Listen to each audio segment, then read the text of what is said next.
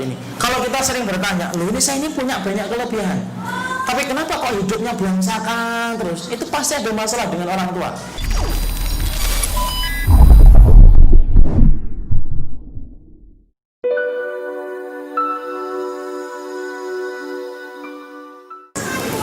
Yang kedua, persoalan yang kemudian sering kita jumpai adalah kenapa kadang-kadang hidup kita merasa belangsakan gitu. Padahal kemudian kita merasa kita punya kelebihan. Ataupun bapak dan ibu pernah menjumpai seseorang itu kelihatannya baik, kelihatannya pintar, banyak kelebihan yang dimiliki olehnya. Tapi ternyata kita menjumpai orang ini tuh pintar, sering sekali mendapatkan proyek-proyek besar, tapi ternyata selalu gagal dan hidupnya belangsakan kalau kata orang Betawi. Padahal harusnya dia lebih beruntung dalam tanda kutip daripada saya. Tapi sering sekali kita menjumpai masalah-masalah dalam hidupnya itu terus datang kesulitan-kesulitan dalam hidupnya itu. Dan dia sendiri bingung ketika menghadapi itu. Ataupun itu pernah kita dapatkan, tiba-tiba hidup kita jadi susah, Pak. Sampai kemudian kadang-kadang kita bingung, ini masalah yang saya hadapi ini sebenarnya apa sih? Maka kemudian Syekh Utsaimin menyatakan dan menjawab untuk kita, kalau kemudian kita mendapati persoalan diri kita sudah mulai kemudian ribut, sudah kemudian kita mendapatkan masalah-masalah itu bertubi-tubi, sampai kemudian masalah itu kita melihat tidak ada ujungnya dalam setiap masalah yang kita sedang hadapi itu. Padahal secara kalkulasi di atas kertas kita ini adalah orang yang punya kelebihan dan bisa menyelesaikan masalah itu, tapi ternyata kita juga gagal untuk menyelesaikan masalah itu. Ulama mengatakan, kalau ada yang tidak beres dalam hidupmu, pasti ada yang tidak beres hubungan kamu dengan orang tua. Ini yang kedua, Pak. Makanya kita kemudian diingatkan di dalam surat Al-Ahqaf ayat yang ke-15. Dalam surat Al-Ahqaf ayat yang ke-15, Allah kemudian berfirman kepada kita, wa wasainal insana biwalidayhi ihsana hamalatu ummuhu kurhan wa wada'atuhu kurhan wa hamluhu wa fisaluhu 30 syahra hatta idza balagha ashuddahu wa balagha 40 sanatan qala rabbi auzi'ni an ashkura ni'mataka allati an'amta 'alayya wa an a'mala salihan tardah wa aslih li fi dzurriyyati inni tubtu ilaika wa inni minal muslimin. Surat Al-Ahqaf 15. Maka di antara penjelasan pada ayat ini dikatakan Allah itu menggandingkan antara syukur kita kepada Allah itu digandingkan dengan perintah syukur kita kepada orang tua. Kenapa? Karena ternyata kebaikan hidup kita itu tidak akan pernah lepas dari kebaikan kita berterima kasih kepada orang tua kita. Makanya sampai kita menjumpai apa yang dikatakan oleh Rasulullah dalam sebuah hadis pendek, Pak. Rasulullah mengatakan tidak ada kebaikan yang Allah segerakan kebaikan itu untuk dibalas di dunia kecuali kebaikan kita kepada orang tua. Dan tidak ada kejahatan yang Allah balas di dunia sebelum kejahatan itu nanti dibalas di akhirat kecuali kejahatan itu kepada orang tua. Makanya maaf kalau kita sering menjumpai diri kita, kakak kita, adik kita, kok ternyata kehidupannya itu penuh dengan ketidakberesan hidupnya. Di antara penyebabnya dan pemicunya pasti ada yang tidak beres hubungan dia dengan orang tua. Yang saya katakan di sini bukan harta loh ya, bukan materi dan bukan kerjaan apapun itu. Entah dia tiba-tiba dapat masalah, tidak pernah berhenti masalah itu. Pasti ada yang salah dalam kehidupan dia bersama orang tua. Karena kita mendapati para ulama menempatkan tidak ada amalan yang paling besar setelah amalan beriman kepada Allah kecuali adalah berbakti kepada orang tua. Makanya kita jumpai, Pak, ada seorang sahabat minta izin untuk berjihad bersama Rasulullah. Nabi tahu latar belakang orang ini punya orang tua yang tua. Nabi bertanya, kamu punya orang tua? Punya ya Rasulullah. Fafihi ma fajahid, kepadanya lah kamu berjihad dulu sebelum kamu berjihad membela kalimat Allah. Allah itu, Pak, tidak pernah menyamakan kedudukan muslim dan kafir dalam satu posisi yang sama, kecuali hanya pada satu tempat, ketika mereka menjadi orang tua. Kalau mereka jadi orang tua, Pak, mau kafir kayak mau muslim, maka kita tetap diperintahkan untuk berbuat baik kepadanya, saking besarnya kedudukan orang tua di hadapan Allah. Makanya maaf kata Pak, kalau ada orang tua sampai bunuh anak, dalam literatur hukum Islam dan syariat Islam, orang tuanya tidak bisa dikisos. Kenapa? Kisos terhalangi ketika ada hubungan anak dan bapak sampai terjadinya pembunuhan. Makanya Nabi sampai berkata, anta wa malu kali abika, kamu dan hartamu itu milik orang tua. Jadi maaf kata ini, kalau tiba-tiba saya ini ditanya sama bapak saya telepon, rekening kamu ada berapa? Rekening saya ada 60 miliar Pak. Contoh terserah saya, mau sok 6 juta, tidak enak banget contoh. Rekening saya ada 60 miliar Pak. Ya sudah, urusin ya. Seminggu ini harus ditransfer, bapak lagi butuh untuk bangun masjid, saya ambil uangmu semua. Saya mengatakan tidak, saya dosa Pak. Orang tua saya tidak salah. Kenapa? Saking besarnya kedudukan harta kita dipegang sama orang tua kita. Makanya maaf ya, saya pernah mendengar di YouTube itu Pak, ada sebuah kajian di YouTube, ada seorang ulama mengadakan siaran langsung. Kalau televisi Arab Saudi itu kan sering sekali ada ulama-ulama besar duduk, kemudian nanti ada tanya jawab antara narasumber dengan koresponden yang melihat acara itu berlangsung. Kemudian ketika dibuka tanya jawab Pak, ada salah satu pertanyaan di ujung telepon dibuka sama pembawa acaranya. Kemudian dipersilakan untuk bertanya. Dia bertanya, "Iya Syekh, orang tua saya itu numpang sama saya." Baru ngomong itu Pak, langsung diputus sama syekhnya. "Aid as-soal, tolong ulangi lagi dong pertanyaan kamu apa tadi?"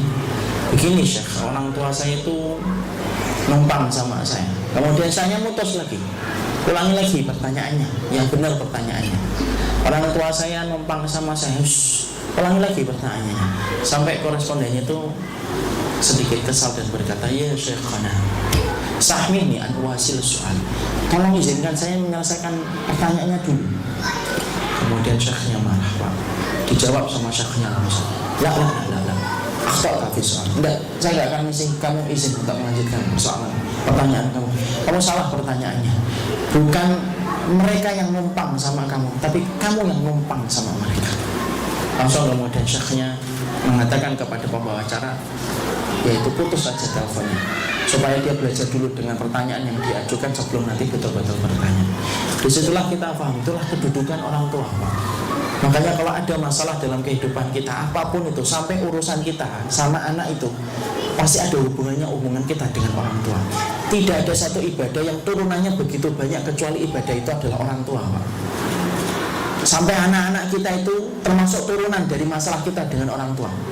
Makanya kan sampai kita mendapati para ulama menyampaikan kan, kedudukan anak itu sama dengan kedudukan kita dulu ketika memperlakukan orang tua kita. Makanya Wahab bin Munabbih sampai mengatakan, "Man wakhara walidayhi razaqahullah waladan yuwaqiruhu, wa man lam yuwaqir walidayhi razaqahullah waladan lam yuwaqiruhu." Siapapun yang hormat sama orang tuanya, cash kontan Allah akan ngasih anak yang hormat kepadanya persis sebagaimana dulu dia hormat kepada orang tuanya. Tapi siapapun anak yang tidak pernah hormat sama orang tuanya, Allah ngasih kontan cash persis sebagaimana dulu dia tidak pernah hormat kepada orang tuanya. Maaf kata nih, kita jarang ini ngobrol dengan orang tua kita. Persis itu Allah akan kirimkan anak yang akan jarang ngobrol dengan kita Pak. Persis dulu kita memperlakukan orang tua itu, maka anak itu akan memperlakukan yang sama untuk kita. Maaf nih kalau kita bakhil sama orang tua, ada apa-apa kita mikir gitu, dan lebih mengedepankan dan mendahulukan istri kita atau suami kita atau istri kita atau keluarga kita daripada orang tua, Allah akan kirimkan persis Pak semacam itu Pak. Karena Rasulullah sudah bersabda dalam hadis riwayat Muslim, tidak ada kebaikan yang Allah segerakan di dunia kecuali kebaikan sama orang tua. Tidak ada kejahatan yang Allah segerakan di dunia kecuali kejahatan itu disegerakan adabnya di dunia sebelum di akhirat kejahatan kepada orang tua. Makanya kalau kita melihat ada saudara kita, teman kita hidupnya belangsakan gitu, teman satu kantor tapi selalu dia curhat sama bapak, "Hidup saya nggak pernah beres-beres ya." Coba tanya deh dengan baik, kamu ada nggak masalah dengan orang tua? Karena pasti salah satu di antara pemicu masalah dan tidak beresnya persoalan hidup kita itu ya salah satunya tidak beresnya hubungan kita dengan orang tua Pak. Makanya sampai kemudian kita mendapati kalau kita memperbaiki hubungan kita dengan orang tua, para salaf sampai mengatakan Allah jamin, Allah akan rapikan hidupmu selama kamu sudah merapikan hubungan kamu dengan orang tua. Makanya kan saya aja pernah baca Pak, etnis Cina nulis di sebuah pesan berantai WA, dan ini sudah sering saya sampaikan ini. Orang Cina Pak, komunitas Cina ini non muslim itu nulis, saya perhatikan teman-teman saya, komunitas saya ini yang sukses dalam bisnisnya itu saya perhatikan satu persatu. Ternyata saya menjumpai dan mendapati teman-teman saya yang sukses itu karena mereka memperlakukan ibu mereka itu kayak raja, rezeki mereka dan bisnis mereka kayak raja. Tapi kalau saya jumpai ada teman saya terlilit utang, terlilit masalah perempuan, masuk penjara, kalah judi, dan semua masalah-masalah kriminal dan pidana yang dihadapi. Tidak selesai-selesai itu. Saya perhatikan ini teman-teman saya kenapa ya? Oh, saya selalu mendapati benang merah yang menyamakan satu dengan yang lainnya. Benang merahnya apa? Mereka memperlakukan ibu mereka kayak pembantu. Makanya urusan hidup mereka itu kayak pembantu. Jadi inilah yang menjadikan kita memahami dalam surat ini. Kalau kita sering bertanya, loh ini saya ini punya banyak kelebihan, tapi kenapa kok hidupnya belangsakan terus? Itu pasti ada masalah dengan orang tua. Makanya saya maaf ya Pak, kalau ada anak sudah mulai memburuk-burukkan orang tua, saya tidak mau deket Pak. Kenapa? Lu sama ibunya aja tidak baik, apalagi sama kita Pak. Kalau sama ibunya aja sudah tidak berharga, itu semua yang dilakukan ibunya. Padahal kita paham air susunya ibu harus dibalas. Kita harus paham keringatnya seorang ayah itu ada harganya yang harus dibalas dengan baktinya kita kepada mereka. Kok sampai kemudian ada orang, walaupun dia tampaknya solih, tetapi kemudian dia memburukkan ibunya, walaupun dia mungkin benar, cara dia memburukkan ibunya di hadapan orang, sudah cukup bagi saya untuk mengatakan dia bukan orang baik di hadapan Allah. Kenapa? Kesolihan itu berbanding lurus dengan tingkat baktinya seorang anak kepada orang tuanya. Dan itu sudah dikenal ijma oleh para ulama salaf terdahulu. Semuanya sepakat tentang itu dan tidak ada yang berbeda masalah itu. Makanya maaf ya, sampai urusan jihad sekalipun, ada orang yang kemudian jihad, matinya juga karena membela kalimat Allah, niatnya ikhlas, fisabilillah dia mati. Tapi kalau dengan dia berjihad disertai dia durhaka sama orang tua, dia bisa langsung masuk surga secara otomatis sebagaimana teman-temannya langsung masuk surga. Dia ditempatkan di tempat yang disebut tempat araf yang tinggi di depan surga di atas neraka, tapi nggak bisa langsung masuk surga. Kenapa? Karena darah yang menetes ketika berjihad mengharamkan dia masuk neraka. Karena darah kalau netes karena membela kalimat Allah, dia bisa masuk neraka, tapi juga dia nggak bisa masuk surga. Kenapa?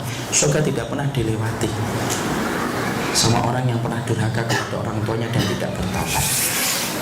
Makanya inilah yang menjadikan kita merhatikan gitu. Kok hidup kita belangsak ini? Ini pasti ada hubungan kita yang kurang benar nih sama orang tua kita ini.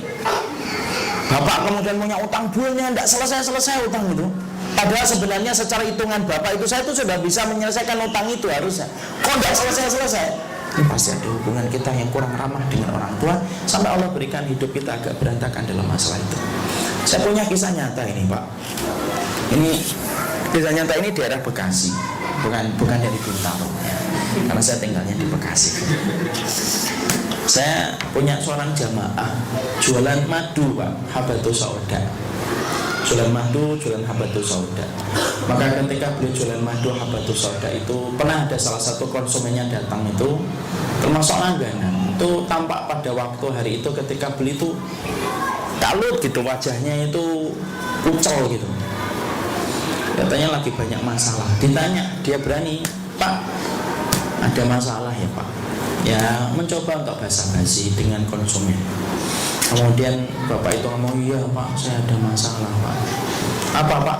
Allah memberikan berkah pertemuan mereka itu ngalir aja mereka ngobrol itu. Iya Pak, saya punya anak itu satu semata wayang, susah betul didiknya itu Pak. Masya Allah, anak saya itu candu dengan game online Pak, yang sampai menjadikan dia itu pindah dari satu warnet ke warnet yang lainnya. Ini terjadi 4 tahun 5 tahun lalu Pak, ketika masih ada permainan game online di warnet itu, Ragnarok apa itu yang kemudian orang itu di warnet kalau main. Kalau sekarang kan sudah di game ya, di handphone. Anak saya itu sering tidur di warnet itu. Istri saya sudah kewalahan itu, setiap malam tuh nyari anak saya di mana ini warnet ini, dan sering bertengkar kalau nyeret anak saya untuk pulang. Kenapa? Yang namanya ibu kan tidak bisa tegas. Akhirnya saya Pak pulang-pulang dari kantor kadang-kadang pengen istirahat gitu, suasana rumah sudah tegang. Kenapa? Saya harus cari anak saya, harus maksa anak saya pulang. Kadang-kadang akhirnya saya capek, letih, akhirnya setiap masalah-masalah dikit pun akhirnya jadi besar. Kemudian sang penjual ini Pak, murid saya di Bekasi Timur, itu beliau ngomong gini, maaf nih Pak, saya boleh nanya nggak Pak? Saya boleh. Masih punya orang tua nggak Pak? Masih. Lengkap Pak? Lengkap. Ada masalah nggak sama orang tuanya? Nggak disangka Pak jawabannya ternyata iya, saya punya masalah dengan orang tua. Saya bertengkar sama bapak saya terhadap satu persoalan yang saya anggap prinsip. 4 tahun saya tidak bicara, dan itu berakibat pula saya tidak bisa, akhirnya renggang pula hubungan saya dengan ibu saya, karena ibu saya menurut saya memihak kepada bapak. Terus kemudian penjual ini berkata, lah Pak, yang namanya anak itu Pak, berapapun kita melakukan kebaikan itu tetap akan dianggap anak oleh orang tua Pak. Dan orang tua ketika memandang kita anak itu ya karena wajar lah, mereka itu orang tua Pak. Gini aja Pak, kalau Bapak mau selesai biarin anaknya aja itu, biarin anaknya di situ nyari di warnet. Coba Bapak perbaiki saja hubungan Bapak dengan orang tua, nanti Allah akan memperbaiki hubungan anak sama Bapak. Itulah yang saya dapatkan dari ustadz saya. Memang saya sudah pernah ngajar masalah ini lama, sama di tempat beliau di masjidnya beliau. Coba Pak, akhirnya Bapak itu qadarullah, itu mungkin berkah ya. Penjual itu mungkin orangnya solih betul, nggak marah gitu, diberitahu kayak gitu tuh langsung dia angguk-angguk kepala gitu ya Pak. Iya, coba aja Pak, daripada Bapak nggak pernah nyoba. Nggak ada salahnya kan mencoba. Minta maaf aja Pak, namanya anak itu nggak usah lah kita nggak prinsip sudah lah Pak. Selama Bapak tidak disuruh pada kekafiran mah Bapak terima aja. Akhirnya singkat ceritanya Pak pulang Pak, beliau ini ke Tegal, orang Tegal, kerjanya di Sudirman sini, di Jalan Jakarta Pusat. Pulang dia cuti Pak, sampai sepekan dia perbaiki, dia takzim, dia nangis minta maaf sama bapaknya. Dia langsung pulang, dia kembalikan supaya mencair kembali, diajak bapaknya pergi di Tegal itu, dan sampai sepekan itu. Setelah sepekan itu balik, kemudian anaknya itu tetap asalnya tidak balik Pak, 1-2 pekan, 3 pekan, 1 bulan, 2 bulan, tetap masih kayak gitu. Dia tetap sabar, dia perbaiki. Sembari dia memperbaiki terus hubungannya dengan bapaknya, dia telepon, diajak bicara, ngobrol-ngobrol dengan bapaknya, terus dia lakukan itu Pak. Sampai akhirnya ketika pada satu waktu tiba-tiba anaknya pulang, jarang pergi lagi ke warnet, sampai bapaknya sudah mulai curiga, ibunya sudah mulai seneng gitu, anak kita sudah mulai jarang pergi. Sampai kemudian Pak, jangan buru-buru senang dulu, kita tes dulu nih kenapa kok jarang-jarang keluar lagi sekarang. Ditanya kenapa tidak pernah keluar lagi, nah gitu. Anaknya tidak jawab, cuma jawab bosan gitu. Tapi bapak itu yakin ini masih ada masalah. Tidak mau pergi lagi, enggak. Mau duit nggak nih, sana main lagi di mana? Enggak Pak. Sampai akhirnya diajak bicara, pergi ke masjid, ikut taklim Pak. Akhirnya Masya Allah. Dan ketika saya ngajar di masjid itu, penjual itu sama bapak ini akhirnya dikenalkan ke saya. Sampai kemudian dikenalkan anak itu. Setelah dikenalkan, saya sebelumnya nggak ngerti. Setelah anak itu pergi duluan, bapaknya sama penjual korma, yang penjual madu itu masih sama saya. Baru cerita itu. Padahal kalau bapak melihat anaknya, ketika saya lihat itu, loh kelihatannya itu tidak ada bekas bahwasanya dia itu anak yang nakal. Seakan-akan anak itu baik, solih, pendiam, ramah, sopan orangnya. Kapan dia? Bapak itu mengatakan, saya perbaiki hubungan saya dengan orang tua Ustaz, Allah perbaiki kualitas anak sama saya. Itu Pak, makanya tadi saya sampaikan, ibadah itu kadang-kadang tidak punya turunan-turunannya Pak, akibat-akibat yang lainnya. Tapi kalau sama orang tua, durhakanya orang tua, kita sama orang tua, turunannya itu banyak. Sampai turunan anak pun akibat dari masalah kita dengan orang tua kita. Makanya hari ini di antara perkara yang kemudian kita harus mengerti adalah, kalau kita termasuk orang yang kadang-kadang bertanya, kenapa hidup saya belangsakan banget ya? Padahal kelihatannya saya ini pintar, IP-nya 4 gitu. Dulu aja Masya Allah orang pada senang sama saya gitu. Kok sekarang hidup saya kok mentok di sini aja? Itu pasti ada masalah. Dan itu saya juga dapetin Pak di Jakarta Barat, ada orang Pak, orang-orang sepuh gitu, tapi sepuh itu Masya Allah orang sebenarnya baik gitu. Cuma masalahnya adalah tanpa beliau sadari sering menyakiti ibunya, karena saya ngajar dulu sama keluarganya, ibunya juga, anaknya juga. Tanpa disadari rasa anak dia sering menyakiti ibunya. Ya segitu-segitu aja hidupnya kualitasnya, tidak pernah lebih. Padahal semua keluarganya itu mengatakan, keluarga kita ini pintar-pintar Ustaz, dapat beasiswa ke luar negeri itu banyak Pak keluarga itu. Tapi ternyata bapak itu dikatakan dan ditahbis yang paling pintar di antara keluarganya. Tapi sampai situ aja tahapannya, tidak lebih daripada itu. Salah satunya karena kurangnya dia berbakti kepada orang tua.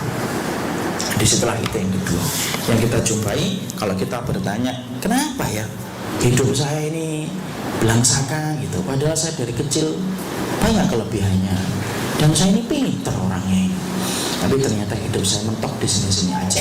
Itu salah satunya karena ada masalah kita dengan orang tua kita. Itu yang kedua.